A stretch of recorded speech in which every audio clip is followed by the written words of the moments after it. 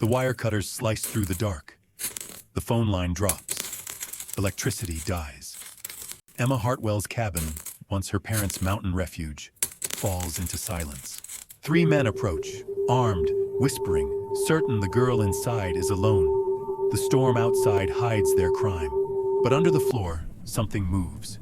Something that doesn't bark, doesn't beg. It listens. It waits. Ice blue eyes open in the dark. Not a pet, not protection.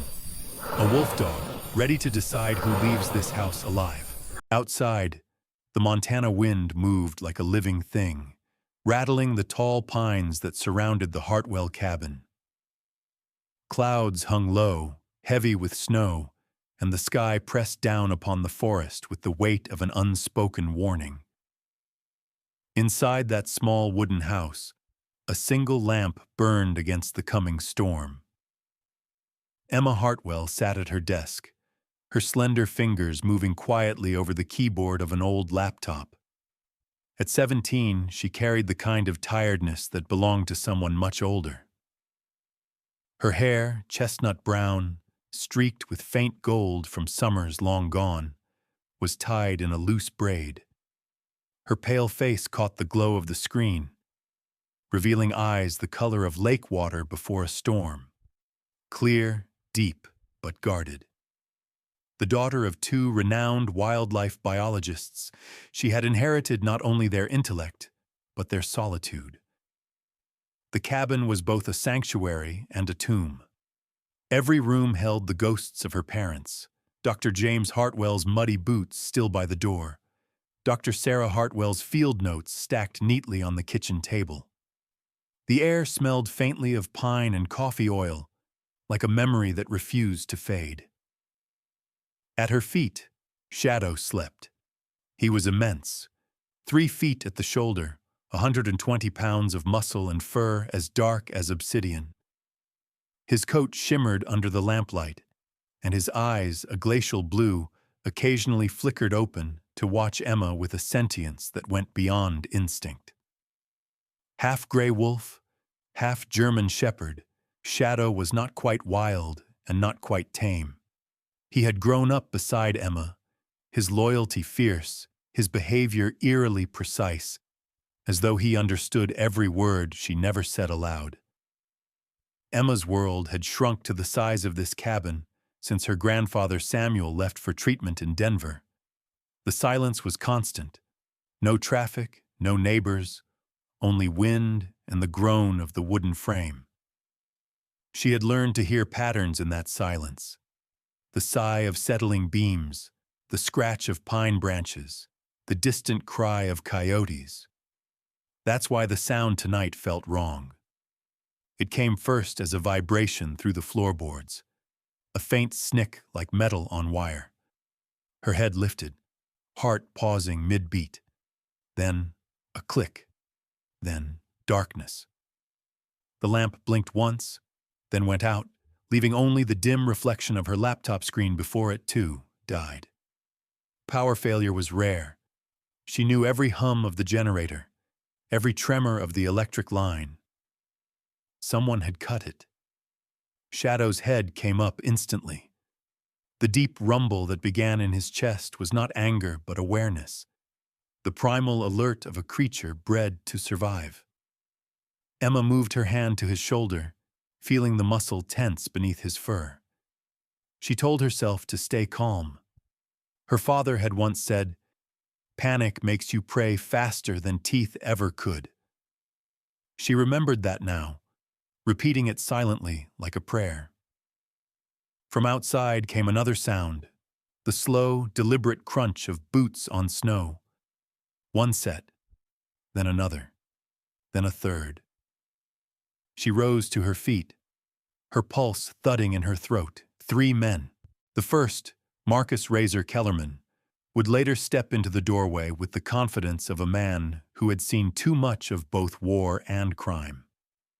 46 years old, tall, angular, with streaks of silver in his short, dark hair, Marcus had once been a U.S. Army Ranger before his dishonorable discharge for assaulting a superior officer. Years of guilt had carved deep lines around his mouth, His eyes, a cold gray, never seemed to rest. To him, this job, breaking into a supposedly empty house, was not personal. It was business, clean and simple. The second man, Jake Turner, barely 30, was shorter, stockier, his shoulders rounded from warehouse labor. He had tattoos climbing his neck and a face that alternated between arrogance and fear. Jake's temper burned quick. His greed burned quicker. He had grown up in foster homes where survival meant hitting first, apologizing later. Tonight, he was nervous. He masked it with noise. Whistling, breathing too loud, cracking jokes Marcus didn't answer. The third man, Russell "Rusty" Dean, lingered near the tree line, a driver, lookout, and coward. In his late 20s, with unkempt blonde hair and acne scars tracing his cheeks. Rusty wanted money, not trouble. He kept glancing back toward the truck, muttering to himself that something about this job didn't feel right. He would stay outside, engine idling, telling himself that made him innocent. Inside, Emma whispered to Shadow, "Stay." He obeyed, lowering himself to the floor, head between his paws, muscles trembling with restrained energy. The back window shattered, glass scattered across the counter. A flashlight beam swept through the kitchen, cutting through the dark. Emma stepped backward into her room, her breath shallow but steady. Through the floorboards came their voices. "Cut's clean," Jake said, low and satisfied. Marcus answered, "Keep it quiet. Safe's upstairs," they said. Emma's mind raced. They knew about the safe.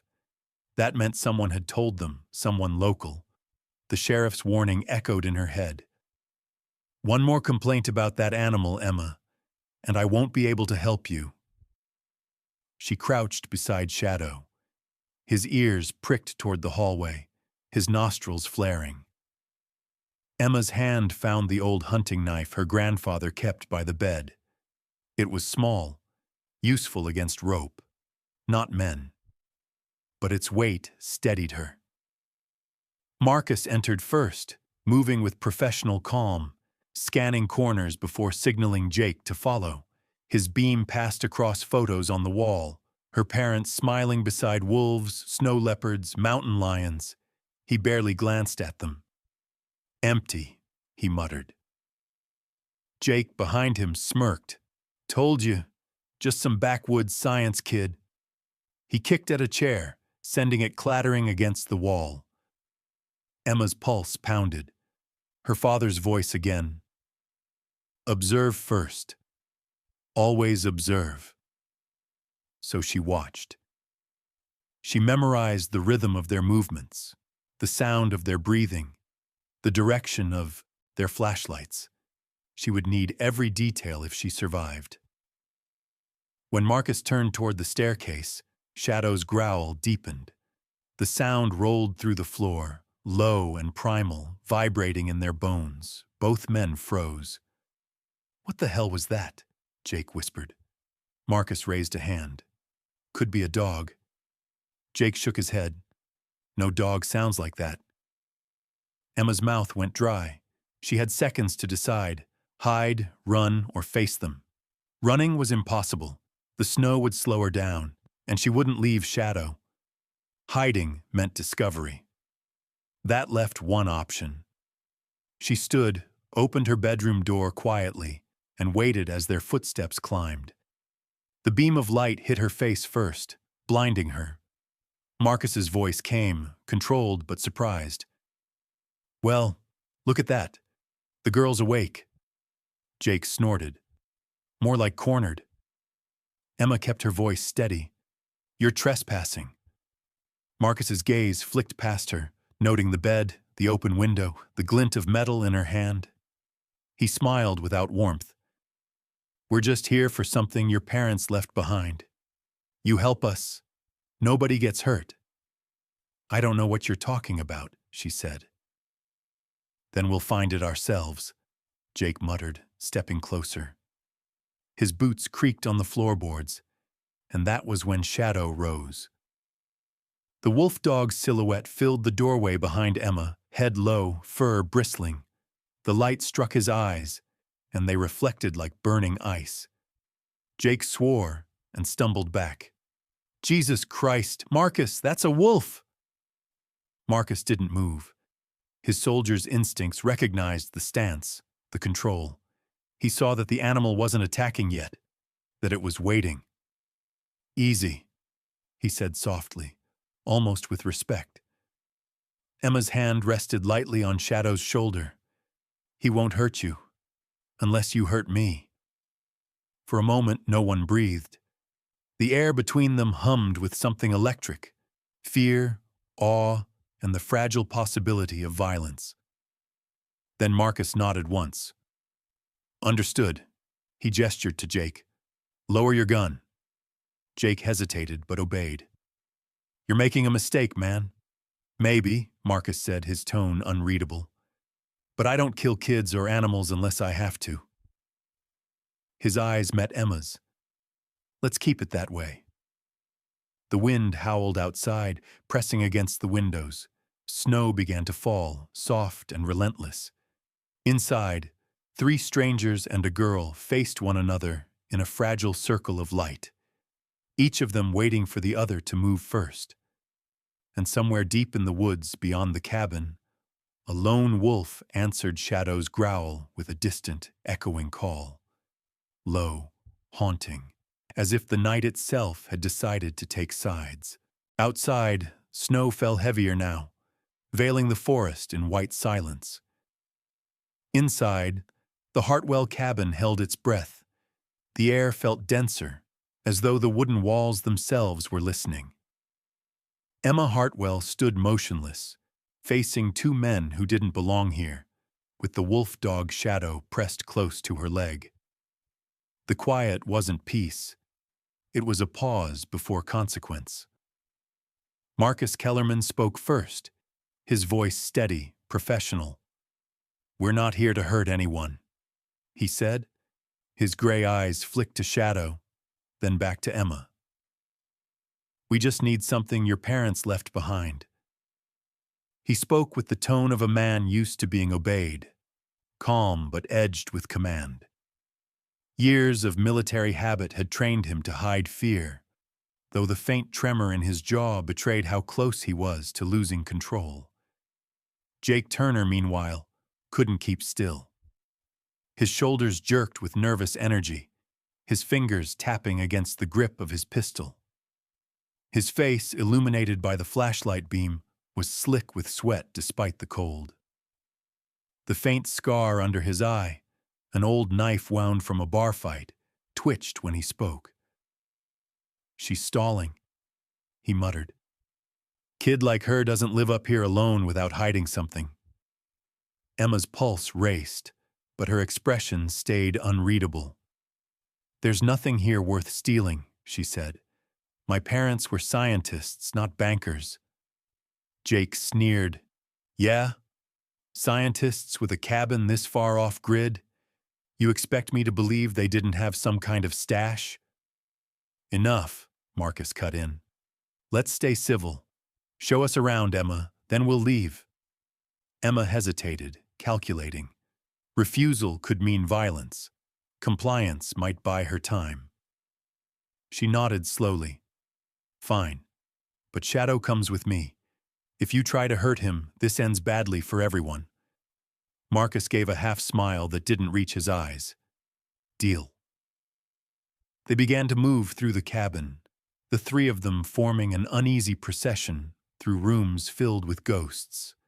The flashlight's beams carved sharp lines through the darkness. Over framed photographs, piles of research journals, jars of preserved specimens labeled in her mother's neat handwriting. Every creak of the floorboards felt amplified, each shadow alive. Marcus examined everything with clinical precision, his gaze sharp, restless.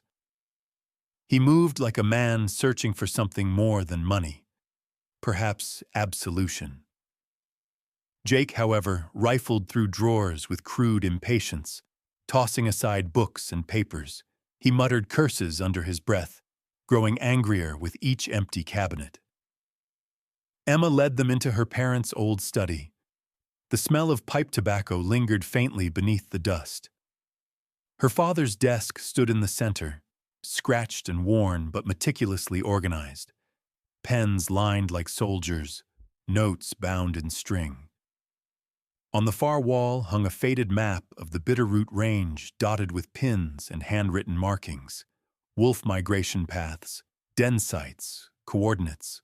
"Look at this," Marcus said, moving closer to the map. "Your parents tracked wolves?" Emma nodded. "They studied predator behavior, how wolves adapt near human populations." Jake snorted. "Guess they didn't study how to hide their money." Marcus shot him a glare. "Keep looking." Shadow moved silently beside Emma, head low, body taut. His fur bristled each time Jake raised his voice. The animal seemed to sense tension before it showed in human tone. Emma could feel the faint tremor of his breath through her jeans. She whispered under her breath, "Easy, boy." A noise suddenly echoed from outside, the faint crunch of snow. All three froze.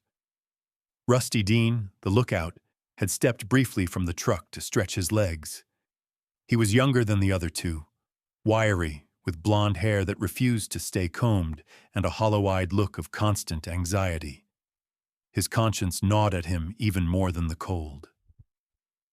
"Come on, guys," he muttered to himself. "Grab it and go. This place gives me the creeps." He didn't notice the set of glowing eyes watching him from the tree line. A wild wolf, curious, distant kin to the creature inside. Back in the study, Marcus found a locked drawer in the desk. "Here we are," he murmured. He drew a knife from his pocket and wedged the blade into the seam. The wood splintered with a reluctant groan. Inside lay only papers, research permits, old correspondence, and one weathered photograph of Emma's parents smiling under an autumn sun. A small girl, Emma, between them, clutching a tiny black pup. Shadow, years younger. Marcus studied the picture for a long moment. His expression softened almost imperceptibly. "They look decent," he said quietly. "Not the kind of people who deserve this." Jake scoffed. "We all deserve something, Marcus." He pulled the photo away and tossed it onto the desk. That was the first mistake. Shadow's growl rumbled deep and low, the sound of a storm beginning in an unseen sky. Emma reached for him, whispering, "It's okay. Stay." But her eyes locked on Marcus's. She saw something flicker there, something not entirely cruel. "Jake," Marcus said evenly, "step back. You don't need to provoke him." Jake clenched his jaw. "He's an animal. He should be locked up." "So should you," Emma replied coldly. Marcus almost smiled at that. "You've got spirit, kid." Before the moment could break further, a sudden metallic sound echoed from the back of the cabin. A door slamming, wood creaking. Everyone turned sharply. Marcus raised his flashlight toward the hallway. "Rusty?" he called, but no answer came. The only reply was the wind pressing against the walls. Emma's breath quickened. "You're not alone out there anymore," she said softly. Marcus frowned. "What do you mean?" "Wolves travel in packs." For the first time that night, even Marcus looked uncertain. He motioned for Jake to check the back entrance. Jake muttered curses and moved away, leaving Emma and Marcus alone in the study. Marcus turned to her. "You're calm for someone in danger." "I learned early that fear doesn't help," she said. "My father taught me that." "He sounds like a smart man." "He was," she replied, until the storm took them down. There was a flicker of something human in Marcus's eyes. Understanding, maybe pity. I've lost people too, he said. War has a way of taking everything. Their shared silence was broken by Jake's voice from the hallway. Nothing out there, but I swear I heard something move near the fence. Stay sharp, Marcus ordered. He turned back to Emma, his face hardening again. Let's finish this. Where's the safe? There is no safe, she said. He studied her, weighing the truth. You're a bad liar. And you're a bad thief. For a brief second, something like respect passed between them. Strange, fragile, fleeting. Then a sharp crack split the air from outside. A gunshot. Rusty's panicked scream followed, echoing through the snow. Marcus spun toward the sound, instinct snapping to the surface. Jake, out now! Jake bolted for the door. Emma flinched as Shadow pressed against her leg, ready for whatever came next. Marcus paused at the threshold and looked back. Don't do anything stupid, Emma. Stay inside. She met his gaze steadily. That depends on what stupid looks like. Then he was gone into the storm. The door slammed, and the cabin trembled. Emma stood in the flickering lamplight, heart pounding, Shadow's growl vibrating against her hand. Somewhere outside, another predator waited, and for the first time that night, Emma realized she might not be the only one being hunted. Snow knifed sideways across the clearing, turning the yard to a white whirlpool. Emma kept one palm on Shadow's ruff, feeling the hot engine of his breath, the coil and release of muscle beneath fur as he tracked the chaos outside with predatory focus. A second scream, high, ragged, bounced off the pines. Marcus hit the porch first, shoulders low, gun down at his thigh the way men trained for rooms and doorways carry it. Jake thundered behind, flashlight jittering, breath too loud, boots chewing slush. Out by the idling pickup, Rusty Dean crouched beside the front fender, wild-eyed, his cheap nylon jacket glittering with blown snow. His hands shook so hard, the old .38 in his right fist made a trembling constellation of light on the truck's door. A fresh burn mark blackened the paint where the muzzle flash had licked. Blood striped Rusty's left ear where a ricochet or his own panicked flinch had sliced skin. He wasn't shot, just grazed by stupidity. Rusty's pupils looked huge in the glare, his acne-scarred cheeks flushed, breath smoking like a frightened colt's. It was there, man, he babbled, chin jerking toward the trees. Big dog, wolf, eyes like headlights. Marcus slid in beside him, not touching, but close enough to steady with gravity alone. Where?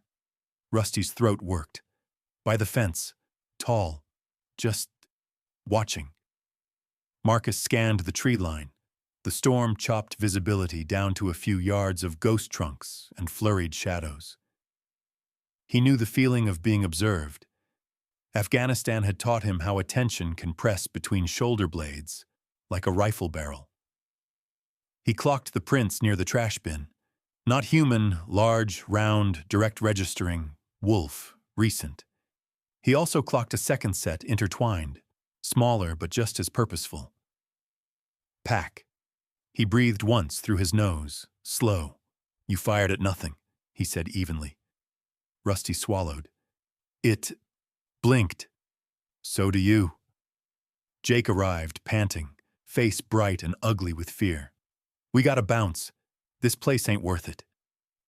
He cut a look back at the cabin window where, beyond the warped glass, Emma's silhouette stood black against lamplight. A taller, darker shape fused to her side like living shadow. Jake's neck tattoo flexed as he spat. Kid's got a damn wolf. Wolf dog, Marcus corrected, almost absently. He squinted at the print shapes again, mind mapping the angles. The animal outside wasn't the one inside. That made two predators and three fools in a storm with bad information and worse nerves. He felt the familiar split he hated.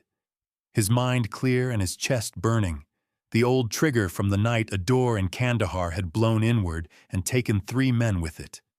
He pressed the thought down. Don't drift. In the truck, he told Rusty. Lights off, engine ready. You move when I say, not when you scare yourself. Rusty bobbed his head, a jerky marionette.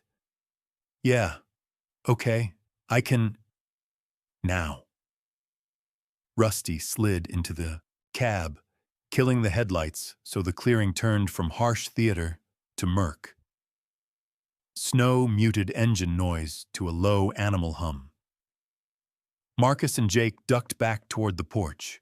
Behind the cabin, something padded along the fence line with the care of a surgeon. Marcus felt it more than heard it, and the hair along his forearms lifted under his coat. Inside, Emma shut the door with a deliberate click and drew the deadbolt. The house exhaled around her, timbers creaking as if relieved to have her back within its ribs. She could taste the storm through the gaps in the old windows. The air had that tin-cold tang that comes before a blizzard closes its fist. Listen, she whispered to Shadow. The wolf dog's ear rotated like a satellite dish, then flattened, then rose again, processing, filtering, lateral movement outside. 2 human strides, one faltering, Jake. The truck idling, a wolf's curiosity scraped thin over caution. She pictured the yard in her mind. Generator shed, woodpile, the unlocked side door that stuck when wood swelled. An idea surfaced. Risky, but then everything tonight was risky. Shadow nudged her knee, pupils wide, reading the new gravity in her chest. Not yet, she breathed. Wait with me. When Marcus stepped back into the study, he shook Storm off his coat. Not the snow, cold as it was, it grounded him. Your friend outside is jumpy, he said. Wolves make him nervous, Emma replied. Smart wolves return the favor. Jake holstered and unholstered his pistol twice, hands fidgeting like a kid told to sit still in church. We get the stash or we don't, he burst out. I'm not feeding myself to no pack over pocket change. Marcus let the panic roll off him. He pulled the map of the Bitterroot off the wall with one careful tug and laid it on the desk. The person who sold us the story said your father kept field cash, docks, and jewelry behind woodwork. I've seen timber falsebacks cut so clean you can't see grain breaks. He ran his fingers along trim pieces, feeling for a whisper of unevenness. Emma swallowed once. Stick to the plan. Let him find the decoy. Years ago, after a break-in by bored teenagers, her mother had placed a bait hide in the study, a small cavity with expired IDs, a family locket of little monetary value, and about 300 in old tens. The real documents, wills, land deed, vet contacts, and 5,000 in crisis cash, were 3 feet to the left, invisible behind a bookshelf that swung on concealed European hinges. Emma moved her weight to block that shelf without seeming to, her shoulder resting against its edge in a casual lean. Marcus found the decoy with the same patience he'd used diffusing a temper. Fingers traveled, paused, retraced. A thin smile loosened one corner of his mouth as his knife slid under a fillet of trim and a magnet latch gave with a shy click. He revealed a shallow hollow with its little hoard. Jake crowed. Knew it! He lunged, two-handed for the cash, like a man grabbing the only rung on a sinking ladder. Shadow's rumble stepped from threat toward promise. Easy, Emma said softly, to both men and beast. Marcus watched her face as he sifted the contents. Disappointment barely tightened her eyelids. She was either very good or very honest. He set the locket down gently. Inside, a miniature photograph showed Dr. Sarah Hartwell, slender, high-cheekboned, freckles dusting pale skin, hair like dried copper leaves pulled into a working ponytail, kissing a toddler's scrunched nose while laughing. The captured joy hit harder than any accusation. He shut the locket with care. "This isn't what we were told," he said. "Maybe you were told by someone who needed you desperate," Emma answered. Snow tightened its hiss outside. A steady wall. The house crack-talked as temperature shifted. Somewhere in that noise, Shadow's head rotated toward the kitchen, the side door. Emma felt the same tug, like a magnet under the floor pulling at nails. She decided. "I'm going to the kitchen," she said, "to get water." Jake snorted. "Yeah, right." Marcus considered. The girl wasn't stupid. She hadn't been all night. If she ran, the wolf would choose her over everything, and then blood was the only outcome. He had been trying, God help him, to keep it off that path since he'd seen the animal's eyes. "Go," he said. Slow. Emma moved, Shadow pacing close, a wedge of muscle between her and the men. In the kitchen, she reached for the pump handle at the sink. The cabin had a shallow hand pump backup that would still draw from the cistern when power died. She worked the handle, watching the side door from the edge of her eye. It had swollen tight earlier in autumn storms. Now the cold had shrunk it just enough that the latch didn't bite completely. A thin seam of black cut the frame. Air moved there. She felt more than saw the nose at the seam, a breath fogging the gap, a sniff testing human scent and heat. Not Shadow. The cadence was wrong. Wild wolf, young adult, lean in winter, coming to the edge of human to read the night's new math. Emma lowered her voice. "We don't need you hurt," she said to the seam, to the wild, to the part of herself that wanted to fling the door open and say choose. She slid the bolt quietly the last quarter inch. The latch kissed home. The breath on the far side paused, reconsidered, shuffled soft. In the study, Marcus's phone vibrated, a cheap prepaid brick with cracked screen and duct-taped corner. He ignored it. Then the truck idled louder for a beat and cut out. Rusty's panic fingers, probably, or a wolf had brushed the bumper and he'd killed the engine by reflex. The sudden quiet felt like a dropped plate arrested mid-air. "We're leaving with something," Jake said, voice too bright, too high. "Cash, prints, whatever." He stuffed the decoy bills into his pocket and reached for the locket, again, greed's gravity pulling him. Marcus's hand closed over his wrist, iron under a glove. "Put it back." "What? Why?" "Because I said so." The two men stood close enough that their breath mingled, heat blooming then vanishing in the cold air. Jake's scar under his eye jumped. He yanked, quick, a bad move. Marcus's counter came without heat. Wrist twist, pressure, a step that put Jake's elbow against the desk's corner hard enough to send a jolt up his arm. "You're not hearing me," Marcus said, voice low, private. "We are already in over our heads. We take cash. We don't take names." He eased pressure, let the point land. Jake blinked, then blinked again, humiliation muddying fear. "Fine," he bit out. "Cash." "Good." Marcus let go and, before the moment could sour further, looked past him to Emma re-entering with a dented metal cup. He noted where she had not gone, the shelf she'd unconsciously guarded with her body. He walked there slowly, hands open, and Shadow tracked him with a sliding of weight that felt like watching tide roll under a dock. If there were more, Marcus said, this would be the place. Emma's jaw set. It was the smallest tell. He stopped, not because he pitied her, but because some thin remnant of choosing had to be left to him tonight.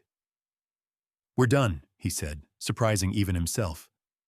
Jake whipped around. "We are what?" "Done," Marcus repeated. "We leave with what we have." "Because of the dog?" Because of the line, Marcus said, and didn't explain. He turned as if to call to Rusty, and that was when the side window blew inward with a concussive whoop of cold air and shattering glass. Not a wolf.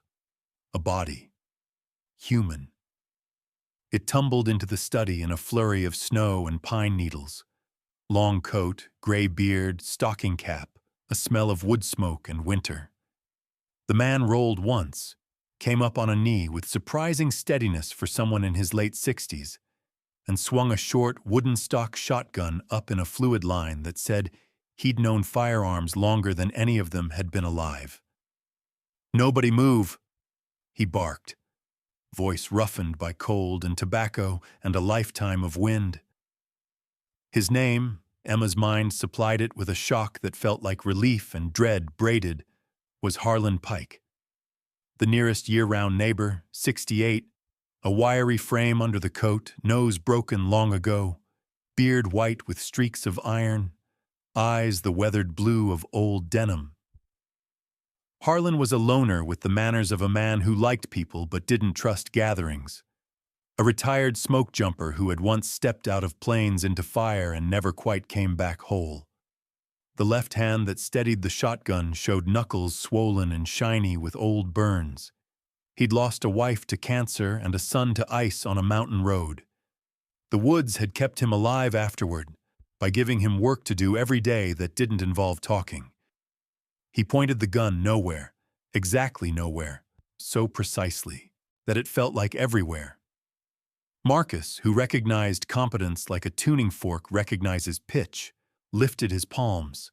Shadow stood at once, posture shifting from guard to calculus, eyes owning every angle between muzzle, man, and girl. Jake's mouth dropped open. "Jesus," he whispered. "Old man came through the damn window." "Door was stuck," Harlan said. "Storm's building. Sheriff's on the ridge. 5 minutes out if the culvert didn't ice." He didn't look at Emma because looking would have cost him, but his voice doubled in her direction. "You all right, kid?" Emma heard herself answer, steady. "I am now." Harlan's gaze flicked to Marcus. "You the one in charge?" Marcus considered that, a brief, humorless breath like a laugh leaving him. "Not as much as I hoped." "Good," Harlan said. "Put the hard things on the floor." Jake moved too slow and Shadow moved too fast. One step forward, one step back, the entire room flexing around that potential. Marcus spoke quickly into the seam of action. "We're not going to die in this cabin." Harlan's mouth flattened. "Depends if you're smart." The shape at the side door breathed once more.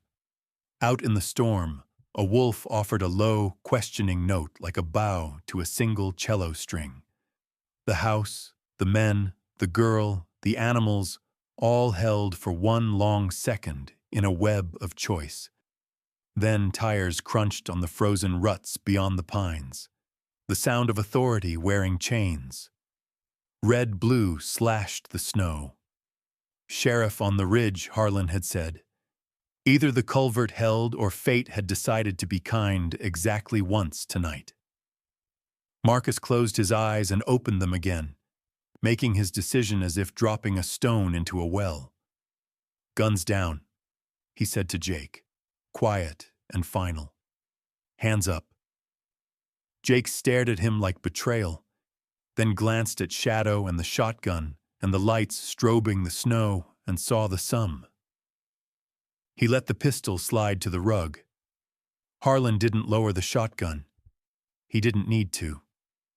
The room had moved where he wanted it. Shadow's growl eased to a thread. Emma let out the smallest breath she'd been holding since the wire cutters bit the night. Outside, a siren wailed once, a punctuation mark. Inside, the night's equation balanced just enough to keep bleeding for another chapter. Snow packed itself into every corner of the world.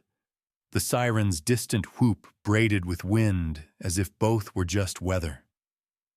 Harlan Pike kept the shotgun steady, the old burn-shiny knuckles squeezing nothing but their own pain. Marcus had his hands up. Jake's pistol lay mute on the rug like a dead insect. Emma stood with shadow wedged against her thigh, the dog wolf's breath heating the denim, the smell of cold fur and iron and pine thick in her nose. The first cruiser slid into the drive with chains clattering. A second ghosted behind it, slower, more cautious. Headlights washed the room in hard white. Harlan didn't look away from Marcus when he said, "Door!" Emma moved to unbolt the front door, the wood swollen at the latch. It gave with a groan. Snow sheeted across the threshold. Two figures shouldered in, Sheriff Cole Davidson and Deputy Nora Ruiz. Cole, early 50s, barrel-chested in a winter parka, salt and ash hair clipped short, jaw stubbled to blue, had the wary kindness of a man who had seen too many long nights and outlived his temper. He'd grown up in logging camps and learned authority from men who measured it by who got home after. A thin white scar cut from ear to jaw, a gift from a teenager's bottle in his second year on the job, and he wore it like punctuation. Nora, late 30s, compact, steady, with copper-brown skin and black hair pinned under a knit cap, moved like a metronome set to calm. Former EMT before the badge, she carried a small trauma bag slung with her radio, like she refused to arrive anywhere without help in her hands. Cole's eyes took the room in one sweep. Busted window, old neighbor with a scattergun, two unknown males, a girl, an animal that could remove a hand before a human brain got past surprise. His voice came low, even. "Everybody breathe." Harlan's mouth ticked. "Been trying." Nora's chin dipped a greeting at Emma. "You okay?" Emma nodded. The word felt too big to use. "I will be." "Gun on the floor," Cole said, not looking at Jake because it wasn't a question. Jake swallowed his pride and his bile. "It's there." Nora's gaze slid to Rusty silhouetted in the dark truck.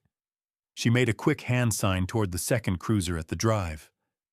A third figure, Deputy Walt Pritchard, mid-20s, lanky with farm boy shoulders and a too-new uniform smell, jogged past to flank the truck with an AR held low in careful training video posture. His freckles had merged under windburn. His eyes were clear and eager and a little naive, the way people look before something breaks in or breaks them. Cole stepped closer to Marcus.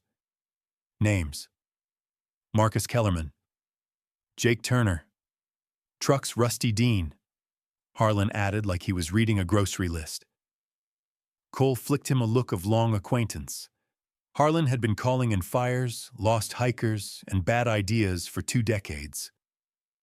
"Mr. Kellerman," Cole said, "you planning to make my night worse?" Marcus shook his head once. "No, sir." It wasn't sarcasm. Even Jake heard the bone weariness in it. Cole glanced at the locket on the desk, the decoy bills now bulging Jake's pocket, the way Emma guarded the bookshelf without knowing. He filed all of it. "Nora." She stepped forward, palms visible, voice notched down. "We're going to separate, folks. Emma, you and your dog, Wolf Dog, step back by the kitchen. Harlan, hold what you're holding, but give me an inch of room. Gentlemen, you're going to sit on the floor with your hands on your head, and we're all going to pretend we like each other for 10 minutes. Jake bristled. "I ain't—" Shadow's head turned a half-inch. Jake sat. Marcus followed, lowering himself with a soldier's grace that made the act look like choice. Outside, Rusty cracked his door. Walt Pritchard's voice came friendly. "Evenin'." Rusty lifted both hands, trembling. "Don't shoot. I'm done." Walt's mouth softened. He wasn't built for cruelty. "Step out slow, bud." Inside, Nora scanned Emma's face the way medics read pulse under skin. "Any injuries?" "No." Emma swallowed. He cut the phone. They broke in. They... She stopped, not to cry, but to corral memory.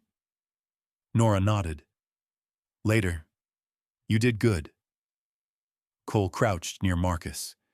You want to tell me why you're here and why I shouldn't assume the worst first?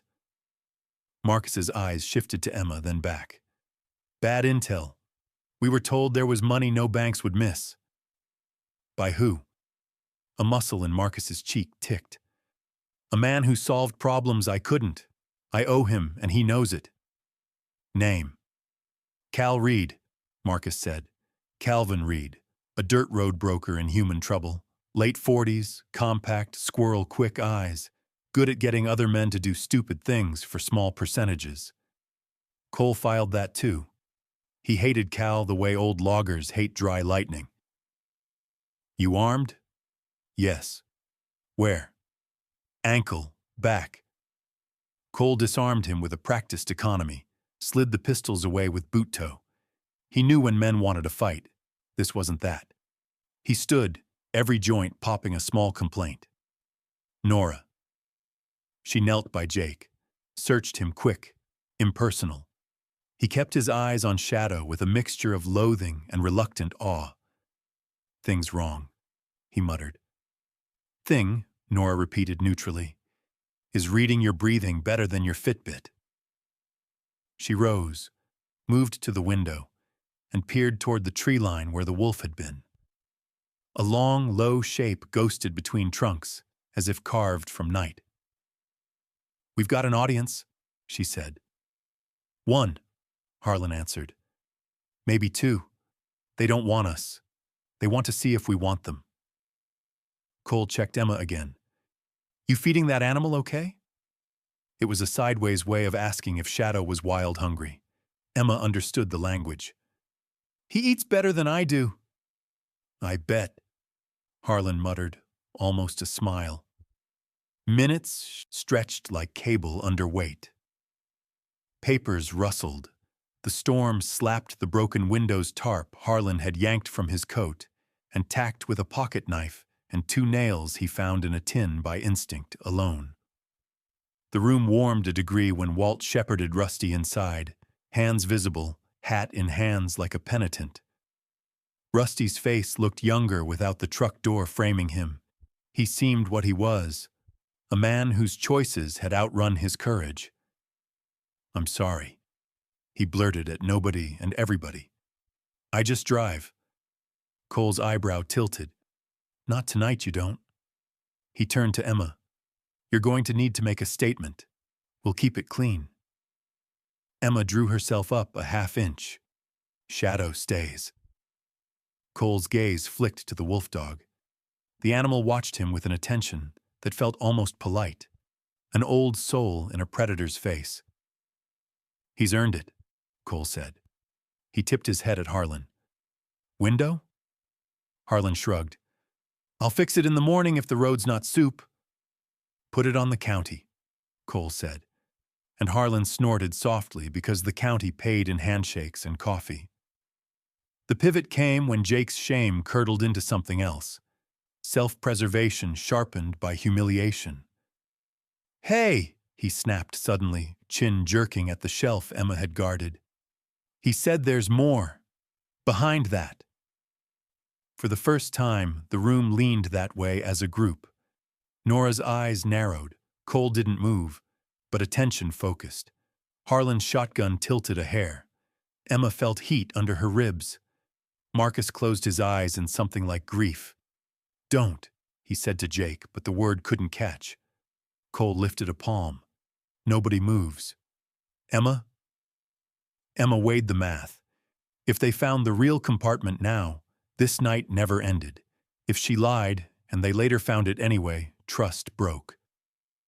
She chose the third path. There's a compartment, she said, voice level. Documents. Some cash for emergencies. My mother's ring. That's all. It keeps the house running when the generators blow and the road washes out. It keeps Shadow legal when people get scared. Cole didn't look at the shelf. He looked at Emma, and then at Marcus. and then at Harlan, whose face had weathered into a map of local truth years ago. Then he looked at Nora. She lifted one shoulder a millimeter. Your call. Cole exhaled, a long winter breath. We don't need to tear a girl's life apart to write this report, he said finally. We've got breaking and entering, criminal mischief, men with guns in a miner's home. That's plenty. He turned slow to Marcus. You see what I'm doing? Marcus nodded once, gratitude and shame burning the same color. I do. Good. Hold on to it. Red-blue lights painted their faces. The storm softened to a steady whisper. Walt guided Rusty out first with cuffs gentled to the point of insult. Rusty didn't complain. Nora tapped Jake's elbow with 2 fingers, light as a drumstick, and he stood, swallowing curses, wrists presented because he'd done this dance before, and he hated how practiced his body was. Marcus stayed seated a moment longer, palms open on his knees as if in prayer, then rose and crossed the room without permission. Harlan's shotgun didn't twitch. Marcus stopped in front of Emma at a respectful distance. I'm sorry, he said. The words came out like blood, reluctant but necessary. Not for being caught, for coming here at all. Emma, who had learned to measure apologies by whether they cost something, nodded once. Then don't come back. I won't, he said, and for once he knew he was telling the truth. They took the men into the snow. The wolf along the fence watched them go, a thin ribbon of breath unspooling from its mouth into the freezing air. Cole lingered with Harlan in the doorway, trading a look that held years of half-finished conversations. You busted my window, Harlan said. You busted your window, Cole said. You gonna bill me? You gonna pay? I'll bring donuts, Cole said. He tipped his hat, no hat, but the gesture lived in the eyebrow and went. Emma and Harlan stood alone with Shadow in the suddenly too quiet study. Harlan eased the shotgun's hammers down, laid it across his knees, and lowered himself into a chair like a man admitting he was tired. He looked at Emma then, finally, and in his eyes was not pity, but a recognition that feels like a hand set lightly on your shoulder in the dark. You did fine, he said. Storm'll drift the road shut by morning. I'll be back with a tarp, some coffee, and a dumb story so neither of us has to talk about anything real. Emma's mouth twisted into the ghost of a smile. I like dumb stories. Good, Harlan said. Got a lifetime. In the corner, Shadow lay down with a sound like a decision, head finding Emma's boot, eyes open, still watching the door. The wind dropped half a key. Somewhere far off, a wolf sang once. Not loneliness, but confirmation. Pack accounted for. The house, which had been a field hospital for fear all night, let its shoulders drop a little. The chapter closed on a breathing that belonged to 3 beings and 1 old building that had, for now, held. Dawn came slow and iron gray, the storm's back broken, leaving drifts that curved like sleeping animals against the porch. Harlan Pike returned with a blue tarp, a coil of wire, 2 thermoses of coffee that had learned patience on stovetops, and a story about a moose that hated wind chimes. He fixed the window to barn acceptable, as he put it, which meant honest and strong and not pretty. He left before words piled up. By afternoon, the county plow carved a canyon through the white, and the cabin felt less like an island. Paperwork rose like tide. Sheriff Cole came back with forms and patience. Nora Ruiz with a clipboard and a voice that kept the worst moments from sticking like burrs. Walt Pritchard brought Shadow a bag of better kibble than the county could afford, and apologized for thinking he might need it. Emma told the story 3 times. The cut wire, the dark, the steps, the door, the animal in the doorway who had not barked. She told it without embroidery, because truth already sounded like fiction when spoken in a warm room with coffee steam between sentences. Cole nodded in the right places and didn't ask bad questions. When he left, he said, "You need a new deadbolt," and dropped one on the table. County discount. It was new in the box, with the price tag peeled off, which meant it was his. In the weeks that followed, consequence arrived in paperwork and boots. The county attorney charged Marcus with burglary, criminal endangerment, and unlawful restraint. Jake with the same plus resisting. Rusty with accessory after.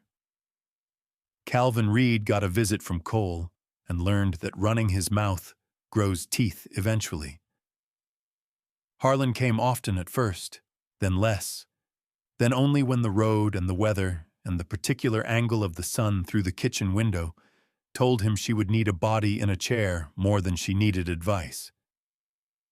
He brought screws in a zip bag, fresh eggs from a neighbor who disliked people in general but liked being useful, and a worn deck of cards printed with fire tower silhouettes. Emma learned to play cribbage badly and liked losing to a man who never let her win. Shadow healed from nothing.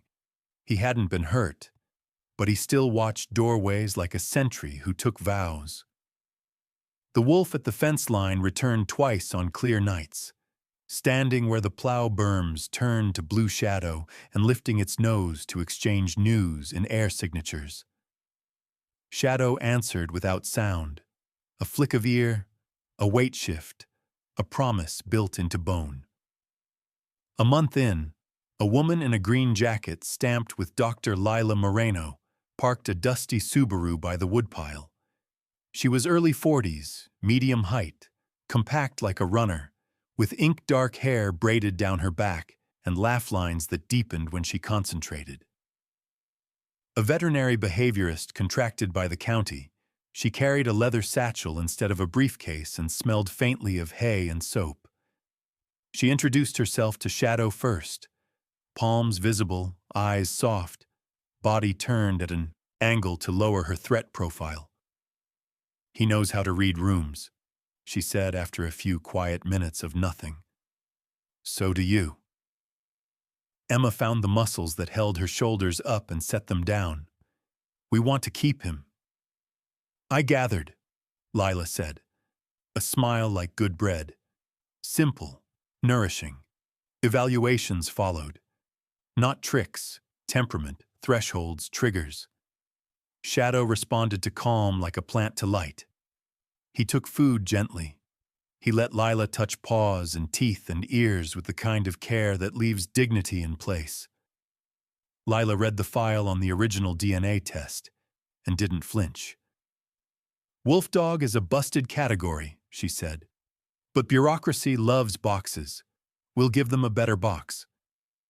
A week later, Harlan drove Emma to town for the hearing in his square-shouldered truck that smelled like pitch and winter. Cole sat at the back of the room and made a face at bad coffee. Nora squeezed Emma's hand under the table where no one needed to see kindness. Dr. Lila presented findings in words that wore clean shirts and good boots. Stable temperament, secure attachment, high trainability, appropriate bite inhibition, protective behaviors under threat only. She said, therapeutic partnership and trauma mitigation. And the room, which had been half full of neighbors who lived with half knowledge, tilted toward acceptance because the language made a bridge they could walk. The board voted to allow Shadow to remain under a special designation, companion animal restricted, with outlined containment standards and a promise from Emma and Harlan to keep gates latched and paperwork filigreed. It wasn't perfect. It was enough.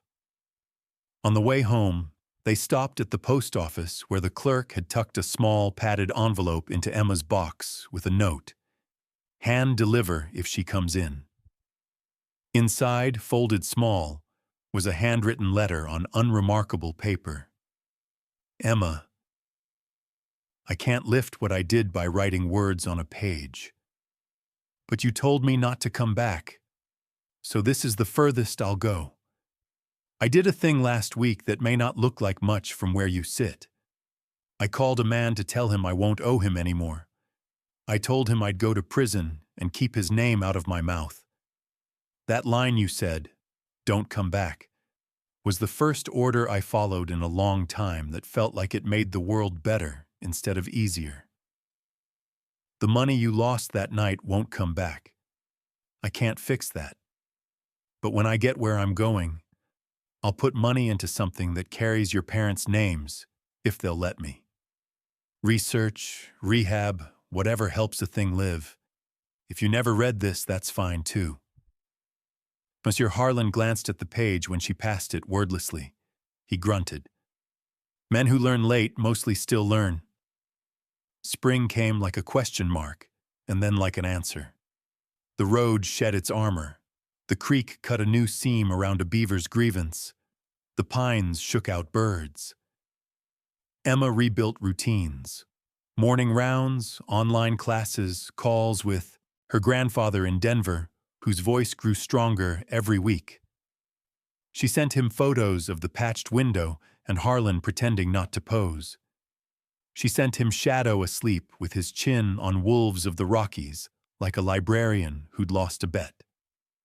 Cole stopped by with donuts he claimed were Harlan's window fee and news that Marcus had pled, that Jake had tried to be brave and failed, that Rusty had asked the court for a chance to be boring for a change. "I like boring," Cole said. "Boring lets me fish."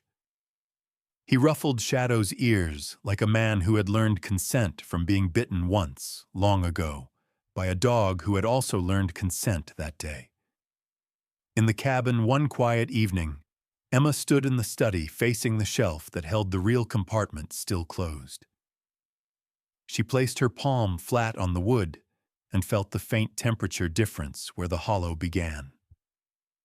She thought of her mother's ring inside, the cash that meant the generator could fail without the sky falling, the papers that kept a girl anchored to an acre of the world. She thought of lines, the kind Marcus talked about without using the word. She pressed the hinge once, not enough to open, just enough to affirm it existed, and she did too.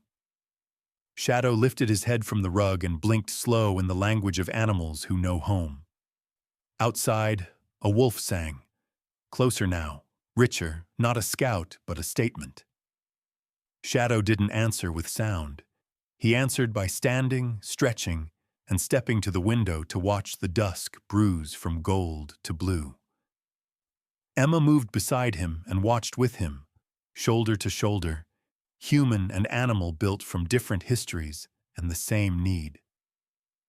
"We're okay," she said, not to convince but to record. The house seemed to agree, an old timber settling sigh that read as yes. And if the phone rang tomorrow with trouble, and it would, because counties are full of people and people are full of edges, there would be Harlan with his tarp and stories, Cole with his patience and deadbolts, Nora with her bag and soft tone, Walt with a paper sack of dog food he shouldn't have bought, Lila with forms and a better box, and somewhere on the other side of razor wire, a man who had finally decided which part of himself to feed. The night had not given back what it had taken. Nights don't. But it had left behind something that looked a lot like a map. Some nights don't give back what they take, but they leave a map. And sometimes that map looks like a neighbor who shows up, a sheriff who chooses mercy, a doctor who finds the right words, or a wolf dog who stays. If you're looking for a miracle, maybe it's not thunder from the clouds. Maybe it's God whispering, "Hold on," through ordinary people doing ordinary good at the exact right time. In the quiet after fear, choose love, set your boundaries, protect your pack, and thank God for the next small light. If this story moved you, Like, share, and comment your own moment of grace. Subscribe to the channel for more tales of courage and redemption. And may God bless and keep everyone watching tonight. Amen.